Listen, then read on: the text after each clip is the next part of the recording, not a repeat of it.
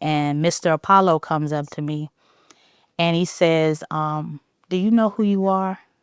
And I'm like, yeah. And this is something that I had heard before, but again, it's another story for another day. And he said, I'm going to see you again, but I'm going to see you on a billboard. So I'm like, oh, snap, big things popping, little things stopping. It's about to go up for me, right? And he's like, I've seen a lot of talented people. He said, it's something special about you, though. He said, and something is going to change and shift in your life this year. So I'm thinking, who knows? I may go all the way to the finals because no poet had ever made it that far outside of Jessica Care Moore when, it was syndicated at that time. So I'm like, okay, maybe that's what it means. I did not want to perform that day though. Like something in me was just not with it. So I'm in the dressing room getting ready and I look over in the corner and I see a Bible and something tells me to open it. And whatever I land on was for me. I'm thinking I'm tripping. So I listen to this voice and I open the book and I land in the book of Job. Now, at the time, I didn't know much about the story of Job. And so I called my friend Jonelle and I asked her, girl, tell me a little bit about the story of Job. And she began to tell me about how Job was this pious man and out of nowhere, everything changed in his life. He got sick, he lost his wife, his kids, his flock, all of these different things, but he continued to believe. And in the end, God gave him a double portion for his sufferings and his faithfulness. And so I'm thinking, what the hell that got to do with me? What does that mean for my life? So fast forward, I knew something was wrong with me. I had felt a knot in my breast. And in the beginning, I didn't think anything of it because it would only come and go with my periods. And so I ignored it. And then I went to urgent care. The first one, pretty much said, well, maybe it's just like a hormonal thing. I'm like, okay, cool, left there, continued on with my life. I went to a second urgent care and they pretty much told me the same thing, but I knew something was wrong with me because it was getting to a point where it didn't disappear. The knot, like I said, with the periods, it was like it would be hard, but then it would like go away and I wouldn't feel anything. But this thing was like on me. So the day after the Apollo, I had went to a urgent care in Flatbush. And I was telling this woman, look, something wrong with me. I don't know where to go. I come from a family who we didn't eat horrible or anything growing up. We got our grub on when it was time, but we lived a pretty healthy life and all that stuff. So baby, if you was sick, you drink some orange juice and call it a day, And so I'm like, but I know something is wrong with me, but I don't know where to go. And she was saying, to get a primary care physician and all that. I'm like, I need to see somebody today. And I know that process could be kind of lengthy. So I showed her my chest. I said, let me just show you. And her mouth dropped. And she went in the back and she got like the head doctor at the urgent care, which happened to be my student's mom. And she was like, do you know who I am? It was like a student that I had taught who was in another class. She was like, I see you all the time at the school. You Miss Jolley, ain't you? I'm like, yeah, girl, what's going on? And she was like, well, I'm going to give you the information to my gynecologist. And I want you to go tomorrow, like post haste. Like, I don't care what you got to miss. Go tomorrow. So I go and we wait. Mike was with me. We was in there for a little minute. And we finally got to the part where she came into the office. We did the basic stuff, the basic gynecology stuff. They check you and all that stuff. And she looked at my breast and she said, I could kill you. And I'm like, girl, I didn't know. Like and then she began to talk about like, you might have to do a mastectomy and I'm like, hold the hell up. Now, you don't even know what's going on. Like, how do you know this? I'm thinking like my girls was my best friends now. Like, I'm not trying to deal with all of that. And I'm like, I'm too young. Or she's like, do you have a family history? I'm like, no. So my mom, she was out there at the time and she decided to stay in New York or fly back to New York so that I can, she can be with me when I go to the doctor. So I go to the doctor. She refers me to a doctor named Dr. Asarian, who was a surgeon. Great man, like cool to this day. And I go and I meet with him. He refers me to the Brooklyn Hospital Center to kind of get like a biopsy and all those different types of things. And it was the most painful thing. Like they numb you, but my tumor was so, I don't know, so solid. Like it was like I could feel it when they would pinch it. So they take this big long needle and basically stick it through your breast to take the tissue samples and things like that. So a doctor walks in and she's like, I'm praying for you. Like, she's looking scared. And I'm like, okay, is this what this mean? Like, does this mean that I got cancer? And baby, it rocked my world. But I was optimistic about it. Like it could have been anything. Well, I got the news back on June 6th that yes, it is cancer. And from there, everything went so fast. I could not have my phone on me. Like at any time, a doctor would call, anything would pop up. And I had to be there to answer the call. So I'm constantly in and out and in and out of the hospital. And it's just like, I didn't have time to grieve. I didn't have time to be sad, really. It was like, it was go time. I had to do a lung biopsy, which is basically the same thing as just a regular biopsy, but they take a piece of your lung, essentially. And I'm in there on the gurney, and my little sister, Kyla, was there, and I was like, I ain't doing this shit. I'm not doing a lung biopsy. This is too much for me. And she looked at me and she said, Sabrina, I would rather you do it and you find out that it's nothing than for you to wait and then it ends up being something. And in that moment, it was like my little sister was my big sister. She was the big sister that I needed. And so as they're wheeling me in on the gurney to do this, I just laughed. I just started busting up in laughter. I'm like, this ain't nothing but God. It was like a peace had just fallen over me. And I was like, I couldn't understand it. Like the doctors was looking like, is she crazy? Is she high? And I'm like, no, this is God. Like, and I heard in my spirit that I'm not trying to hurt you. I'm trying to prepare you. And in my mind, I'm thinking, prepare me for what? The afterlife. What's really going on? So I go in there, but I had a different kind of peace now. And they told me that I had to do 16 rounds of chemo. Now, there's a funny story with this. I remember first going into the chemo office. And your mom. Yeah, with my mom. And there was a lady who was in there sitting on her legs. I didn't see her legs. Mind you, when you go into these infusion centers, it's not just people going in there for chemo. It's people going in there for, blood work, for, iron infusions, different things like that. Well, child, they start listing off of all of these side effects of chemo, heart failure, stroke, all this stuff, And so I'm like, is there another alternative? And the woman said, yeah, death. And I'm like, well, thank you for, keeping it real with me, but dang, like it got to be another, option for this. So I'm like, you know what? We're going to go ahead and do this chemo. I look over and I see the lady who was sitting on her legs. I thought she didn't have legs. And I'm thinking the chemo done did that to her. Baby, when I say, he'd be like, oh my God, if I had saw you do that, I'd have to yank you up. Because I hauled ass out of that hospital.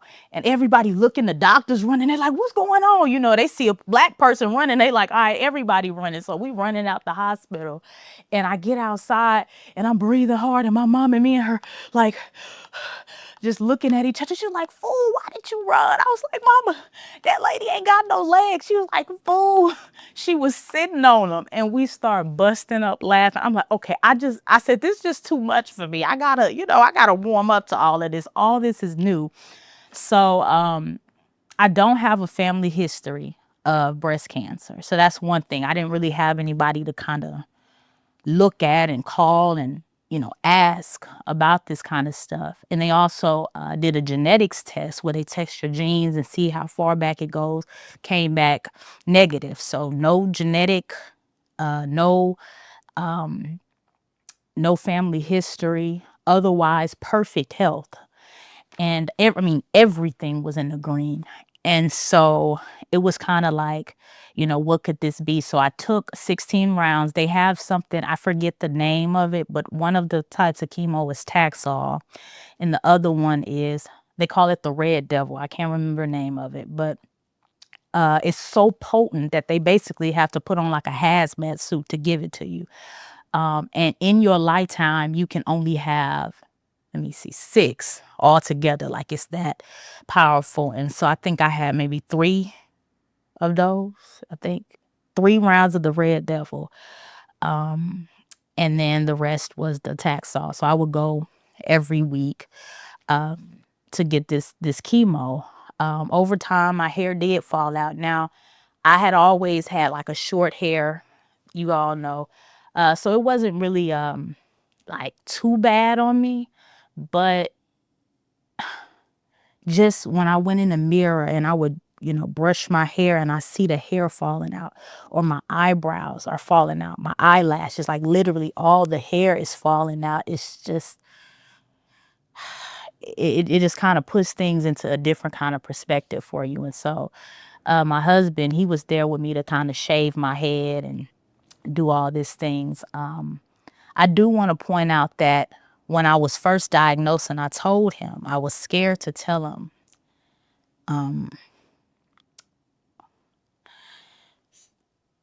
Because I thought that would be the end of our relationship. And like I told you, I loved him and I didn't want it to, like, this was one of the best men that I had ever met. So I gave him an out. I told him, I wasn't supposed to cry this early in, but I told him, like, look, this is a lie. I don't have a family history. I don't know why this is happening. So, like, if you gotta go, I understand it and I won't be mad at you. But I might need some tissue. But he looked at me and like I had like offended him or something. And he was like, no, I said I'm with you. And that's what it's gonna be. And so, I mean, that was a beautiful thing. You gotta think, we only 6 months into dating and something like that happened. So it was like the for better or for worse had started before we had taken the vows. And so I kind of want to get your thoughts on that. Why did you stay? No, I mean, it was honestly very simple. Like I knew who she was already. Like 6 months in, I already had my mind made up on who I wanted to spend the rest of my life with. And this was just, as I told you, this was like our first big test. And so, we can't go through, like, everything is not going to be sweet. Everything is not going to be peaches and cream and stuff like that. Like, you're going to have obstacles and adversities and stuff like that. This has just happened to be ours at this point in our relationship. Yeah. So it is. So this is going to test who we really are. And again, like, it wasn't even a thought to like leave or abandon ship or anything like that. So, cause that would have been a thing on my character, and that's not who I am. Especially if one, I saw who you were, and on top of that, it's like I wanted to do it. Like, I wanted to be in a relationship with you, and so it was never like a thought. Never, even to this day, like, with us going through everything, it showed us who we really are, and we became stronger because of it. So never was a thought, even to this day. Of course, I don't regret it. So, and here we are. So Yeah, I thank you for that, my love. That's my man, y'all. That is my man, my man, my man, my husband, okay? But, prior to that, we were just living our life. Our lives. I had come back from France from a writing residency. We were back and forth traveling through the East Coast, Philly, all that, DC. Just living our lives. And then just boom, it changes in the blink of an eye. And as you know, some of you may know I'm a teacher as well. And the place that I worked at was kind of like a really high performing school, like really high. And so the expectation was high. And I was the lead teacher. And I couldn't just leave, you know what I mean? And so I had to take that time off. My students weren't necessarily mad, but it was like a sad anger. Like, where's Miss Jolley? We want to see her. We want to see her. I remember after the chemo and all of that different kind of stuff, I had went to like their graduation and stuff, and I could barely even like walk. Like I was like in so much pain, but I was determined to come see my students, and they got me a gift and all of that different kind of stuff. I bring up my students because I had a really close knit relationship with my students, so much so that for career day every year a student dresses as me for career day, and it just shows you the impact that you've made and how important representation was. I'm just thinking I'm just being regular old country Sabrine whole time. I'm not realizing that my personality and who I was really impacting the people around me, down to the parents. Like he'll tell you, like people will always come up to me, girl, you look good and this and that and the third. I'm always getting these compliments and stuff like that. And I'm just thinking of it as regular. But I'm like, no, that's something powerful. And so, again, it kind of ties into us telling this story because I'm like, I don't know who I'm going to impact. There's a lot of people who were my age or younger, 26 or younger, with breast cancer. And this is typically something that happens to people who are older, late 40s, that kind of thing. But it's becoming more of a prevalent thing. And so we really do have to spread awareness, mainly because we think it's not. I never thought that this would be me. I would have thought it would have been anything but this. You know what I mean? But I'm happy that I took that step and I went and saw about myself, because otherwise I wouldn't have been here, right? And so this is honestly more of a thing where I want to encourage people to go get checked. Check your breast. Even if it's benign, like don't allow that fear to stop you from going to see about yourself. Right? Like I said, stage 3 is crazy. Like that's the stage right before it get real wicked. Now it metastasized and went into my lymph nodes. So I had to get some lymph nodes and things taken out. But I want to talk about, I have a list here. Surgery. So I did the chemo, all of that stuff. I had went back to work, and I was still teaching, but I was kind of like floating around. And they were so happy to have me back, and I'm so grateful for them. One person that I really like to champion on this whole journey is a friend of mine. We call her Miss Parsley, but her name is Patricia. I didn't know she was dealing with the same thing as me, but something in me wanted to talk to somebody, and I called her. I'm like, why do I want to call her and talk to her? Like, and tell her this. I'm like, I don't know. And she'll tell you, I called her. I'm like, girl, I don't know why I feel the need to talk to specifically you about this, but I told her, I was diagnosed with stage 3 breast cancer, and girl, I don't know what to do. And she said, have you talked to the principal about me? And I said, no, for what? And she said, because he's the only person that I told that I had it. I had no idea she was dealing with the same thing. That she's older than me, but it was just funny how the spirit had led me to talk to her. And so she was a big part in helping me get through that. A lot of my colleagues and coworkers, Kareem and Marcel and Marley I and all these people were really a big part, played a big part in me getting through this. So later, we're going to fast forward. They were saying how, maybe I think it was like 4 months in, the cancer was gone. So it was relatively quick. But the thing about cancer cells is everybody has them. It's just that when they grow and they find something to attach themselves to, it could become full-blown cancer, right? And so he's like, we are recommending that you do a mastectomy. And I'm like, hell no, I'm not doing it. And my surgeon, he was like he was like really, I met him before I met my oncologist. So like he was my dog. Like he was literally walking me through the whole thing, helping me through everything if I needed anything. And he like a head honcho at the Brooklyn Hospital Center. So he just pick up the phone and call and it's done. So he was a big part in helping me do things pretty fast. And you met Dr. Asir, and he's a cool, laid back kind of suave guy. And He said, I'm recommending this to you because I don't want it to take you. He was like, think about it like this. There's people who go out here and do it voluntarily, get some new boobs and all of that. He's like, you'll never have to wear a bra again. I'm like, Doc, do you see me? I don't have to wear a bra now. We laugh about it and all of that. And so I still had it in my mind that, no, I'm not going to do it. And then I talked to my then boyfriend about doing it. And you want to talk a little bit about what you were telling me as far as the surgery was concerned and why you thought I should do it? I mean, it's pretty cut and dry for me. Because I do, like, for those, I'm a hospital corpsman in the Navy, so I do a little medical stuff myself, a little bit here and there. I was just more so thinking from that aspect, and to try to be more preventative. So I was bringing that option in, saying, "Hey, look, we emotions aside, we got to be smart about this. What's the best probability and the highest? Well, what do we highly recommend?" So I would anything I do should take anything I do, the way I think, the way I move. It's all about probabilities, high, low risk, high reward, and being as preventative as possible. So my angle was more so from that. Yeah. So February 29th, it was a leap year. That was 2024.